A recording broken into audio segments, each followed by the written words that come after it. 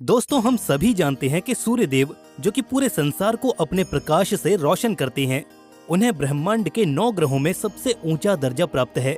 इसलिए वो 9 ग्रहों के राजा भी कहे जाते हैं। साथियों, सूर्यदेव के परिवार में उनकी 2 पत्नियां हैं। इनमें से एक पत्नी का नाम संज्ञा और दूसरी पत्नी का नाम छाया है। वैसे तो सूर्यदेव की कुल मिलाकर 10 संतानें हैं, लेकिन साथियों आज हम बात करेंगे उनके 5 सबसे शक्तिशाली पुत्रों के बारे में, जिन्होंने रामायण और महाभारत काल में पूरी तरह से अपनी कला कौशल का दबदबा बनाया हुआ था। तो मेरे प्यारे दर्शकों, आप देख रहे हैं ज्ञानलोक यूट्यूब चैनल, जहां हम आपके लिए प्रस्तुत हुए हैं एक और ज्ञान से भरपूर वीडियो को लेकर। तो अपने 33 कोटि देवी देवताओं को नमन करते हुए चलिए शुरू करते हैं आज की इस वीडियो को। 5वें स्थान पर हैं अश्वनी कुमार। हिंदू धर्म में 33 कोटि देवी देवताओं में अश्वनी कुमार को चिकित्सा और आयुर्वेद का गुरु माना जाता है। हिंदू धर्म में शामिल देवता विश्वकर्मा की पुत्री संज्ञा का विवाह सूर्य के साथ हुआ था, जिसकी वजह से संज्ञा सूर्यदेव के तेज से काफी ज्यादा परेशान रहती थी। इसीलिए संज्ञा सूर्यदेव के तेज को कम करने के लिए तपस्या करने लग गईं। सूर्यदेव को इसके बारे में बिल्कुल भी पता नहीं था, इसलिए संज्ञा ने अपनी छाया को महल में ही छोड़ दिया था और खुद तपस्या करने चली गई थी। लेकिन कहा जाता है कि देवताओं से कुछ भी नहीं छिप सकता। ऐसे में जब सूर्यदेव को संदेह हुआ, तब उन्होंने छाया से सब कुछ पूछा, जिसकी वजह से छाया ने घबराकर सारा सच बता दिया। तब सूर्यदेव ने अपनी दिव्य दृष्टि से देखा कि संज्ञा घोड़ी का रूप बदलकर तपस्या कर रही है। तब वे अपने ससुर विश्वकर्मा के पास चले गए और अपना तेज कम करवा लिया। फिर सूर्यदेव घोड़े के रूप में बदलकर संज्ञा के पास पहुँचे। उसके साथ वहीं पर सत्संग किया, जिससे उन्हें 3 संतानें प्राप्त हुई। इनमें से 2 अश्वनी कुमार और तीसरी रेवन थी। अश्वनी कुमार, जिनको देवताओं का चिकित्सक भी कहा जाता है, उन्होंने ही महाभारत में माद्री के आवाहन पर नकुल और सहदेव जैसे पुत्र प्रदान किए थे। अश्वनी कुमार ब्रह्मा मुहूर्त और सायंकाल के आकाश में भ्रमण करने के लिए निकलते हैं। ऋग्वेद में अश्वनी कुमारों का वर्णन 50 से भी ज्यादा रचनाओं में 398 बार किया गया है और उनकी स्तुति की गई है। अश्वनी कुमार लड़कियों को अच्छा पति, वृद्धों को कौमार्य और अंधों को नेत्र देने के लिए बनाई गई हैं। अब बात करते हैं सूर्यदेव के चौथे पुत्र की, जो कि कोई और नहीं बल्कि सुग्रीव हैं। दरअसल सुग्रीव सूर्यदेव और जामवंत के पुत्र माने जाते हैं। इनके जन्म की कथा बड़ी ही रोचक है। कहा जाता है कि किष्किंधा के पास पंपा नामक एक सरोवर था। जामवंत को ये बात पता नहीं थी कि सरोवर को वरदान था कि उसमें जो भी गिरेगा वो स्त्री बन जाएगा। अपनी गलती से जामवंत जी उस सरोवर में गिर गए, जिसकी वजह से वो एक स्त्री के रूप में बाहर आए। तब जामवंत जी जामवंती बन चुके थे। जब सूर्यदेव की नजर जामवंती पर पड़ी, तब वे उसके रूप से काफी ज्यादा मोहित हो उठे और उन्होंने उससे विवाह कर लिया। उनके मिलन से सुग्रीव पैदा हुए। सुग्रीव बल में जामवंत के समान ही बलशाली थे। रामायण में सुग्रीव की अहम भूमिका मानी जाती है। जब आप रामायण का किष्किंधा कांड, सुंदर कांड और इसके साथ लंका कांड पढ़ोगे, तो आपको पता चलेगा कि सुग्रीव और श्री राम कितने घनिष्ठ मित्र थे। उनकी मित्रता निभाने के लिए ही श्री राम ने सुग्रीव के भाई को छल से मार दिया था। सुग्रीव इतने बलशाली थे कि रामायण में श्री राम और रावण के युद्ध के दौरान रावण तक को सुग्रीव ने अपने बल से गिरा दिया था। इसका उल्लेख आप वाल्मीकि की रामायण में अच्छे से पढ़ सकते हैं। सुग्रीव के पास बल की कोई कमी नहीं थी और ये कर्ण के समान ही बलशाली माने जाते थे। बाद में तो सुग्रीव ने किष्किंधा पर भी राज किया था और वानर सेना के साथ साथ माता सीता का पता लगाने के लिए भगवान श्री राम की मदद भी की थी। अब बात करते हैं सूर्यदेव के तीसरे सबसे शक्तिशाली पुत्र यानी कि सूर्यपुत्र कर्ण की।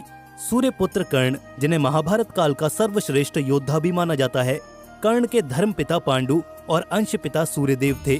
दुर्वासा ऋषि के वरदान की वजह से कुंती ने सूर्यदेव का आवाहन करके पुत्र के रूप में कर्ण को प्राप्त किया था। लेकिन उनका जन्म कुंती और पांडु के विवाह से पहले ही हो गया था। उस समय कुंती कुंवारी थी, इसीलिए लोकलाज के भय से कुंती ने कर्ण को नदी में प्रवाहित कर दिया था। वेदव्यास जी के अनुसार रचित महाभारत में आप कर्ण की छवि को विस्तार से समझ सकते हैं।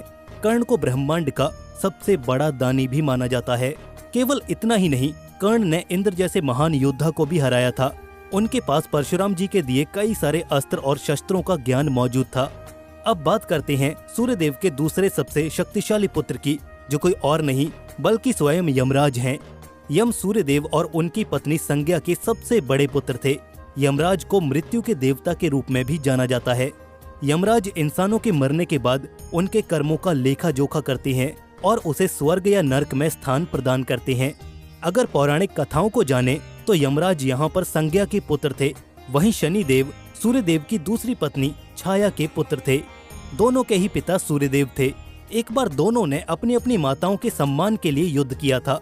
कई दिनों तक जब यमराज और शनिदेव का युद्ध चलता रहा, तब अंत में शनिदेव ने महादेव के वरदान से यमराज को अपने दंडास्त्र से मृत्यु दे दी। लेकिन यमराज के मरने के बाद सूर्यदेव और उनकी दोनों पत्नियां छाया और संज्ञा व्याकुल हो गईं और दोनों ने महादेव का आवाहन करके यमराज को फिर से जीवित करने की प्रार्थना की। लेकिन महादेव ने यमराज को फिर से जीवित करने से मना कर दिया।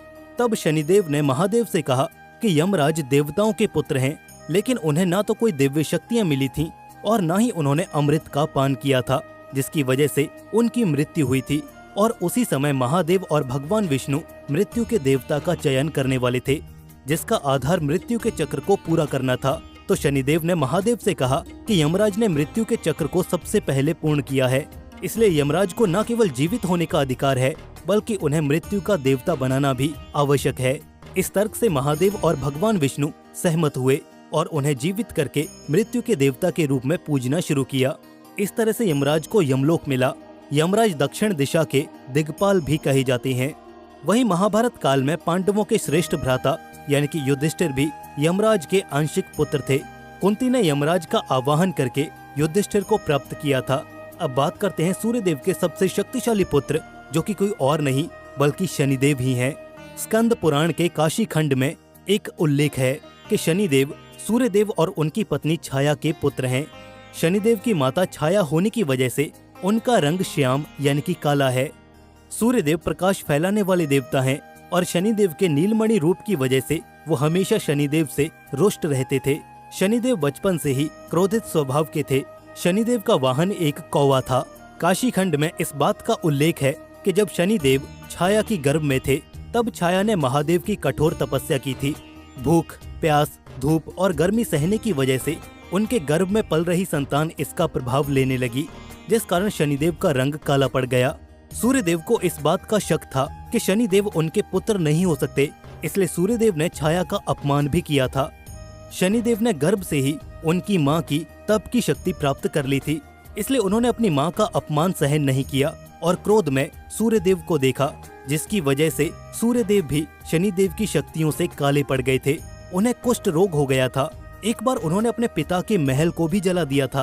तो दोस्तों, यही थे सूर्यदेव के 5 सबसे शक्तिशाली पुत्र, जिनमें से आपको कौन सा पुत्र सबसे ज्यादा शक्तिशाली लगा? कमेंट सेक्शन के माध्यम से हमें अपना सुझाव जरूर दीजिए। साथ ही ऐसी और रोचक जानकारियों के लिए ज्ञान लोक यूट्यूब चैनल को जरूर से सब्सक्राइब कर लीजिए। धन्यवाद।